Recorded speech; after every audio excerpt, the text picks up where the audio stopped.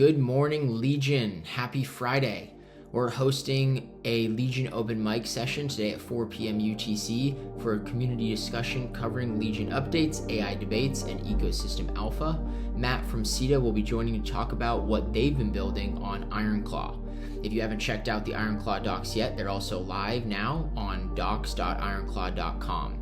Lots happening behind the scenes with Ironclaw, something definitely to watch in the coming weeks. In the meanwhile, some other updates on the AI front. Let's get into them. First up, GitHub just announced that starting April 24th, Copilot will begin using your interaction data to train AI models. That includes your prompts, code snippets, file names, and repository structures. If you're on the free Pro or Pro Plus plan, you're opted in by default and have to manually opt out in the settings. This is worth paying attention to for anyone who cares about where their code ends up.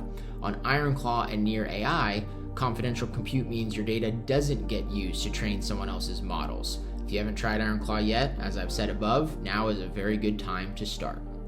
Our second story is on the infrastructure side. Google dropped TurboQuant, a new compression algorithm that reduces LLM memory usage by at least 6x with up to 8x speedup and zero accuracy loss. As AI agents scale, efficiency breakthroughs like this will matter a lot for how fast and how cheaply agents can operate. This is a very good and bullish indicator that agentic commerce will be scaling up efficiently in the future. Next up, new details came out on the Apple and Google AI deal. Apple reportedly has full access to Gemini inside its own data centers and can distill smaller models from it to run directly on device. AI is about to grow exponentially as Apple plans to push it across billions of devices worldwide. If you're not in yet on the AI side, now's the best time to start. Hopefully, if you have any Apple products, that'll be easy to do. And last but not least, Meta introduced Tribe V2, a foundation model trained to predict how the human brain responds to sights and sounds. It's built on over 500 hours of fMRI recordings from more than 700 people, creating a digital twin of neural activity. AI models are now being trained on how your brain works.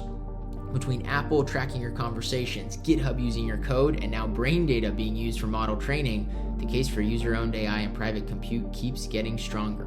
Near is building exactly that with a lot of other very creative AI products in the pipeline.